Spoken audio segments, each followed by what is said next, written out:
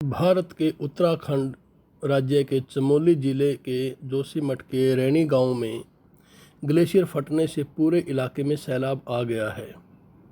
धौलगंगा नदी का जलस्तर अचानक बढ़ गया है। इससे ऋषिगंगा पावर प्रोजेक्ट ध्वस्त हो चुका है।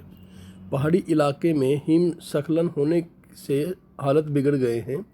राज्य सरकार ने इस घटना के मद्देनज़र श्रीनगर, ऋषिकेश, अलकनंदा समेत अन्य इलाकों के लिए अलर्ट जारी किया है और अलकनंदा की तरफ से न जाने की सलाह दी है। बड़े पैमाने पर जान माल के नुकसान की आशंका जताई जा रही है।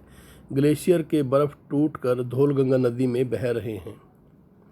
क्या होता है ग्लेशियर फटना या टूटना? सालों तक भारी मात्रा में बर्फ़ जमा होने और उसके एक जगह एकत्र होने से ग्लेशियर का निर्माण होता है। 99% ग्लेशियर आइस शीट के रूप में होते हैं, जिसे महाद्वीपीय ग्लेशियर भी कहा जाता है।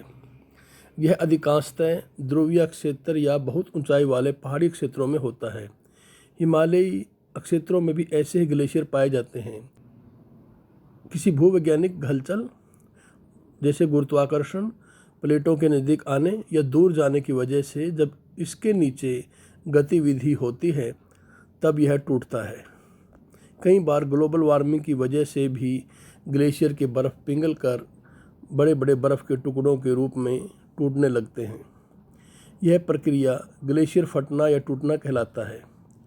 इसे कॉल्विंग या ग्लेशियर आउटबर्स्ट भी कहा जाता है। कई बार अत्यधिक बर्फबारी से पहाड़ी नदियाँ या झीलें जम जाती हैं और ग्लेशियर नदी का प्रवाह रोक देती है। इस वजह से भी झील बड़ा ग्लेशियर बन जाती है, जिसके फटने की आशंका बढ़ जाती है। वाडी इंस्टीट्यूट ऑफ हिमालयन जियोलॉजी ने हिमालयी क्षेत्रों में ऐसे कई झीलों का पता लगाया है जहां ग्लेशियर फटने का खतरा मंडरा रहा है। ग्लेशियर फटने से क्या प्रभाव हो सकता है?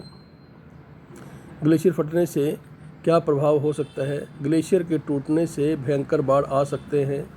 ग्लेशियर के बर्फ़ टूटकर झीलों में फिर उसका अत्यधिक पानी नदियों में सैलाब लाता है। इससे आसपास के इलाकों में भयंकर तबाही, बाढ़ और जान माल का नुकसान होता है। मौजूदा घटना से उत्तराखंड के देवप्रयाग, कर्णप्रयाग, श्रीनगर, ऋषिकेश का सबसे ज़्यादा खतरा पहुंचने की आशंका है।